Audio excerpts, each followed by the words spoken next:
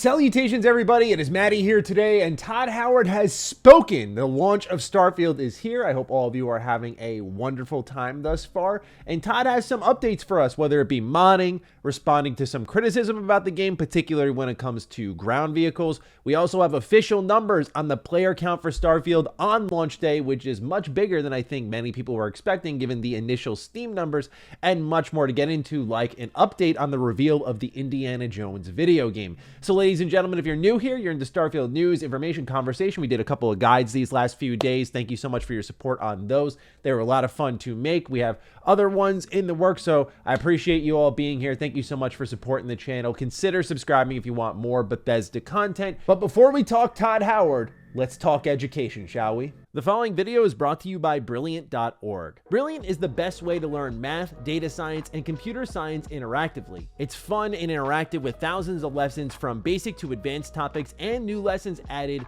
monthly. Brilliant customizes content to fit your needs and lets you solve at your own pace. What has fit for me the best is exploring data visually. You see, one thing that I do a lot with my YouTube channel is studying analytics. That's the unfortunate truth about what we do. It's a lot of fun talking about games for a living, but I need to understand the data to make sure I'm making content that you all want to see. And this has really helped me out in that department. I talked about last time how also exploring data visually helped me out with my personal game. We make jokes with our game that we're working on Google Sheets the game because of how many different sheets we use, but it's truly a massive help exploring Brilliant. And the best part is it's fun, it's quick, it's bite-sized. I don't need to waste big points of my day studying up. It's good for anybody. So what are you waiting for? Head to brilliant.org/MrMattyPlays, linked in the description down below, and you can get started for free for 30 days. And the first 200 people to get started get 20% off an annual plan by visiting that link down below. Again, brilliant.org/MrMattyPlays. Shout out to Brilliant for sponsoring today's video. Now, while yesterday, September 6th, was the release of Starfield, keep in mind it was also the PlayStation 5 release of Baldur's Gate 3, and I have a video over on Retro Rebound celebrating the entirety of the Baldur's Gate franchise. I'll have it linked down below, pinned in the comments. If you want to check it out, that would be really awesome. We've been working very hard on Retro Rebound to up the quality there. And with that, let's begin at the top. Let's talk modding. Look, Starfield is going to be a modder's paradise, and I've tried to avoid indulging in that side of the conversation because I do feel like at certain times it can be used to make an excuse for what's missing from Starfield that Bethesda maybe could have fit into the game. However, there's no denying that over the years, I think this game may overtake Skyrim in its modding capability with the barren planets, with so much to do in there, the emergent events, the choice and consequence. I'm just so excited to see what modders do about it. How long will we have to wait though? Well, we already have mods that are out right now, but when it comes to the official modding tools and support and when it's coming to things like Xbox, that's next year. In this interview from Famitsu with Todd Howard, let's read. Will it be possible to place new creatures on the planets with mods? And this is Google Translate, by the way, so you have to apologize for the broken English here, but it says mods. You can do almost anything like the previous works. Mod support will come next year, but we love it, so we'll do it in a big way. Now, big way, but what would that be? I think not only can we start to think about what can next-gen console modding look like with a little bit of extra headspace here. It's something I've always got into, is that you look at the memory limit on the old consoles, Xbox One and PS4, and PS4 modding, we just don't talk about. But Xbox One was actually pretty encouraging. There were a lot of overhaul mods, a lot of questing mods made their way there. And I know the modders had to adapt that to consoles, so there is that worth considering. But hopefully much larger scale mods can start making their way to consoles so that players who are on consoles and don't have PC or are intimidated by PC modding don't feel like they're missing out. To me, that's step one of doing it in a big way. The other way is the one that I don't think people are going to want to hear, but we're going to talk about it anyways. Creation Club. One thing that we covered here on the channel is the Skyrim marketplace that I think is inevitable. When Bethesda decides to drop it, who knows? But I didn't think that was just going to be exclusively for Skyrim because a lot of people have that game. I think that moving forward, that's Bethesda Game Studios' monetization strategy. I think they're going to do a marketplace for Fallout 4. I think they're going to do a marketplace for something like Starfield, because these games are all on Game Pass. They're all played a lot. They all have community creations being put into them, and it's a way for Bethesda to monetize them, for modders to start making a living on them. Think about something like Minecraft, where people literally make a living making Minecraft mods, or even as a separate example from that, Roblox. So I think this is the other way of doing it in a big way. Something that Todd has talked a lot about in the marketing cycle for Starfield ahead of its release was mods. He was all big on like, how can we help out modders more? So hopefully that's more crazy, powerful mods making their way to consoles.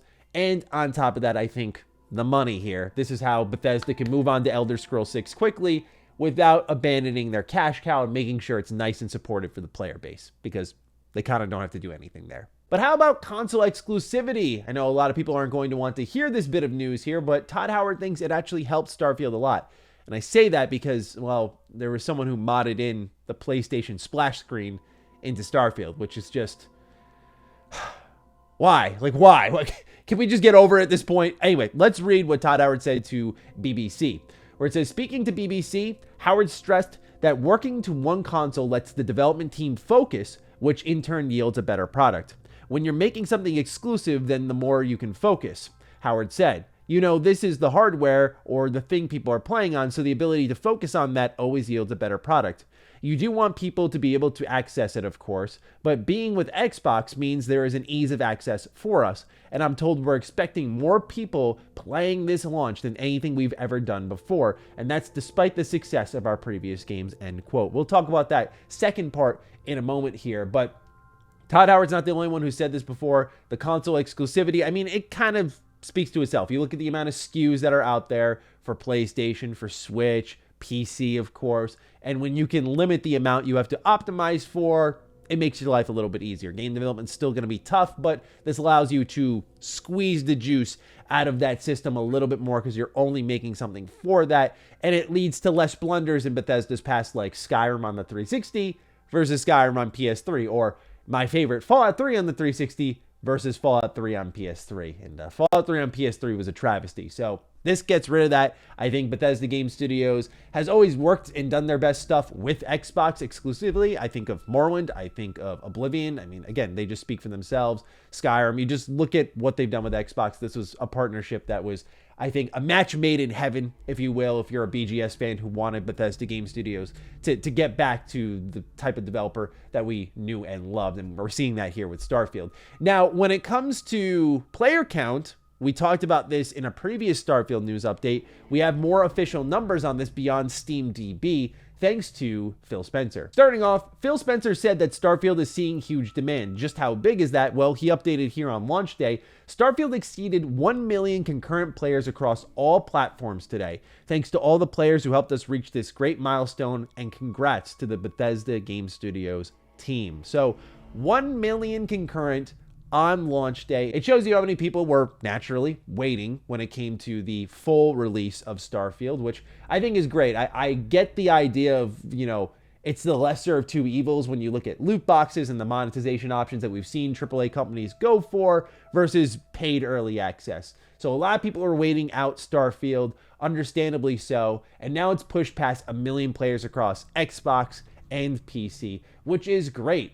Fallout 4's all-time peak on Steam was 400 and something thousand, so not too bad here when you look at that versus Fallout 4. They actually may be in the same ballpark, and I'm very excited to see once the weekend hits if Starfield can hit even higher numbers, because this was on a weekday where a lot of people wait till Friday and so on to start their real hardcore gaming time. So maybe we'll see even bigger numbers than this, but I'm just very happy that Bethesda Game Studios finally has a game that mostly people are agreeing is a great time, and they're seeing a lot of play with it, and it's not too much catastrophe surrounding the launch. However, one thing that I found was catastrophic in Starfield was the exploration not really being there. When you're on planet, there's so many gaps of nothing that you kind of wish there was a vehicle, which I've never, ever experienced that feeling in a BGS game. It's still kind of there, even with a fully upgraded boost pack, which Todd is going to suggest here. Bloomberg did ask, why are there no ground vehicles? In an interview with Bloomberg on Wednesday, Todd Howard was asked about the lack of ground vehicles and said that Bethesda did at one point consider including them in Starfield. They ultimately decided it would change the gameplay too much. Once you land in your ship and now you're on foot, it lets us really, for the players, make an experience where we know how fast they're seeing things. Okay, so I have two theories as to why they actually didn't do vehicles in Starfield, because I think the gameplay clearly begs for it. Obviously, number one, Todd Howard's talked about the great isolation of space and how he kind of likes the sense of nothingness, the zen of some of these planets, and that could have just been a creative choice at the end of the day. Number two, I think that with the creation engine, there are times I'm sprinting towards a building in Starfield and I will see an area loading in. It doesn't happen often, but it happens from time to time where I'm like, I'm just sprinting on foot. I'm just flying with my boost pack right now, and it's already having a little bit of trouble loading in. What would happen if I was on a vehicle going much faster in this? And I think that may be where the issue comes into play, where he talks about the speed at which players are seeing things.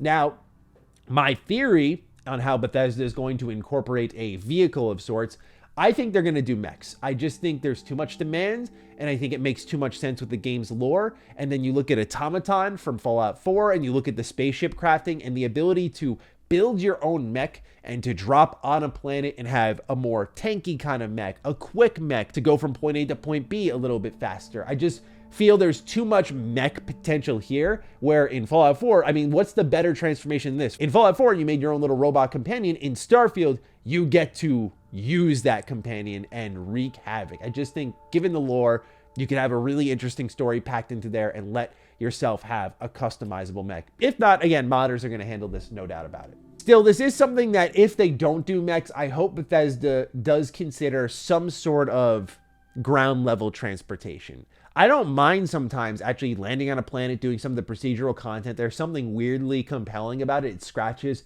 an itch of mine. It's still not something I love in replacement of the traditional BGS exploration, so maybe that's just the itch I'm trying to scratch. Point being, though, is I do think like a speeder bike or something, this game just oozes Star Wars energy. Like some type of ground vehicle, I think eventually needs to make its way there. I imagine this is one of the first big modding projects. I would love to see what they could come up with at Bethesda Game Studios, because again, with the customization and crafting that's in this game and how in-depth and detailed it is, I would love to see them do mechs. I would love to see them do ground vehicles. I know it's a big ask when you go into spaceship crafting. You see how many parts are packed into this, from the prefabs to the engines to the reactors. There's just so many assets tied to it. So I know it's a big ask, but I think it would really improve the flow of the game, which at times can be a problem. Sometimes I do want to just, I see a ship in the distance, I would love to board a bike or board some type of vehicle and just zoom across the mountaintop and get to that ship that just landed. I think that would be so cool for the player. So hopefully Bethesda Game Studios listens. I know Todd has defaulted to the boost pack a ton. As someone who's got the nicest boost pack, and I continue to upgrade that perk and it's maxed out, I just don't think it's enough. It makes the gravity stuff feel great, but what would be more cool than like you had in the Mako and Mass Effect, when you like hit off a big jump and the gravity is low, just you're flying across the planet. I just think there's a lot of cool opportunities there for gameplay that feels as good on foot and just gives you more options. I think as long as you give the player options, you could choose to use it or not to use it. And there you go. And then you could choose what speed you're seeing things at. Maybe they got to analyze more data, but we'll see. Last little update here. Indiana Jones. I think we have an idea of what's coming out next for Bethesda, and it's seemingly getting a reveal next year. In this interview with Esquire at the tail end, here's what Todd Howard had to say. I'm a giant Indiana Jones fan. It can be brought to a video game in a unique way, Howard tells me, but he refuses to go into the details, only offering this. The game is obviously you're exploring stuff. It's about him. So if you're playing the game, how do you feel that you are indeed playing versus just watching? Howard would talk more about Indiana Jones. I can tell he really wants to, but he's not allowed. Instead, as I exit his office, he flashes that smile. We'll talk next year. So that does tease that there is some type of 2024 reveal coming for Indiana Jones. The game was announced a few years ago with a quick Twitter video, and since then we've seen no official promotion. To me, and I know this is more of a Starfield focused video, but I got to get into it, I find Machine Games to be the greatest anomaly within Bethesda right now. They did Wolfenstein Youngblood, which we know wasn't great, but outside of that, they have made bangers in my eyes. I think a lot of the gunplay reminds me in Starfield of a Wolfenstein game, which I say is a compliment. I miss their games, and it's a good type of miss. I know Youngblood was kind of that product of that era of ZeniMax, where you had your Redfalls, you had your 76s, the live service monetization era that really killed a lot of their games, unfortunately. But now we're seeing when we might finally hear from them, and this does begin to lock into place what the next project from Machine Games is. If you've watched a lot of my Bethesda news before, we learned that Machine Games did make an expansion for the new Quake 2 re-release, but obviously that's not the main thing they're focused on. We knew they had Indiana Jones, and the question mark really was, what about Wolfenstein 3? And it looks like we may get a true full reveal of Indiana Jones. To what extent will it be gameplay, title reveal? What will it actually be? We don't know. It's only been in development for a few years now, but it does likely mean that Wolfenstein 3 is shelved. And that stinks, because one thing that Bethesda did promise years ago was there will absolutely be a Wolfenstein 3. So personally, I'm excited to see Machine Games, probably after how Youngblood was received. They're like, yeah, let's move on. Let's try something different. And this is a great opportunity for them. This is a great opportunity for Bethesda. And honestly, given that it's now confirmed an Xbox exclusive, this is a great opportunity for Xbox, because when you look at PlayStation, what they have with the much more popular Spider-Man, Wolverine, maybe they can start getting something cooking here if Machine Games really does the good work that they are known for. We'll see, but it looks like 2024 is the year we'll lay eyes on this project, which is exciting, because when you look at Xbox's roadmap next year, it looks pretty strong with what we already know about Hellblade 2 and Avowed, and the list goes on. So we'll see, but ladies and gentlemen, that's it for today's Todd Howard update, if you will. I'm looking forward to seeing your thoughts down below, so do fire away. And with that, take excellent care of yourselves, and I will see you in the next video. Be sure to follow me on Twitter, follow me on Instagram. Those links are in the description down below. And a big thank you to all the patrons, all the members who continue to support the heck out of the content here. Stay sexy, stay active. I love you all. Peace.